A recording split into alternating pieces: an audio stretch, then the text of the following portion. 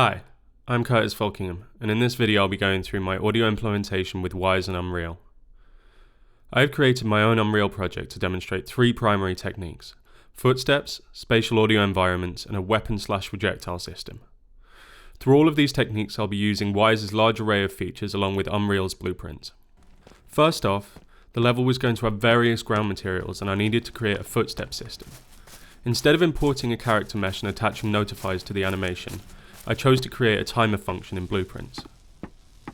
This function, in essence, uses a timer to check how long the character has been moving. After enough time has passed, a post event will trigger a footstep sound to play. To change the type of step, it uses a raycast component to check the surface material, which then changes the Wwise switch container. The raycast also checks if the player is jumping. If so, the timer is paused. Finally, after the timer limit has been reached, in my case 0.23 seconds, a post event will trigger and the timer is reset. The next technique I wanted to demonstrate was spatial audio. I first created a simple house environment. Using spatial audio volumes and acoustic portals, I remodeled the environment. With these components, I was able to create high-level geometry. Using volumes for diffraction and reverb, I reduced the CPU usage by avoiding line tracing. I then designed sound for the environment. All loops which might be found within a standard home, including appliances and activities. After importing the sound into Wwise, I set up the position, orientation, attenuation and 3D position with diffraction and transmission. Almost all sounds in this environment utilize the same attenuation, which includes volume, low-pass filtering, and spread.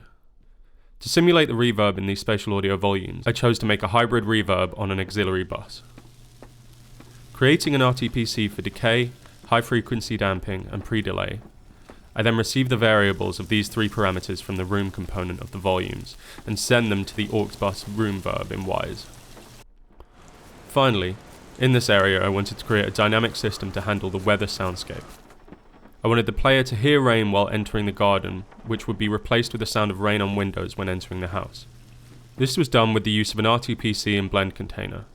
With an Unreal trigger volume placed inside the front door, the RTPC changes the crossfade of the blend container when the character enters or leaves the house. The final piece of work to be done in this area was to mix all elements, dedicating time to set realistic volumes and filters for all the events, making sure they feel properly situated in the environment. The second area I created was a firing range. Starting off with the weapon firing, I designed a transient body and tail of the weapon.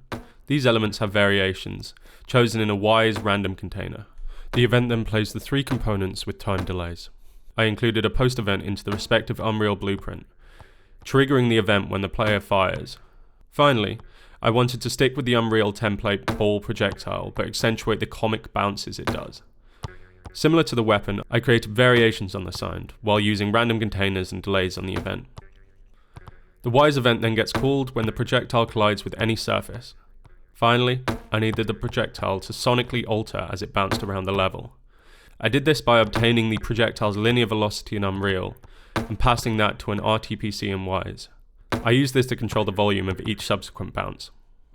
That reaches the end of this demonstration. Thank you so much for watching this reel, and if you have any questions or would like to see the rest of my portfolio, please head to my website found below.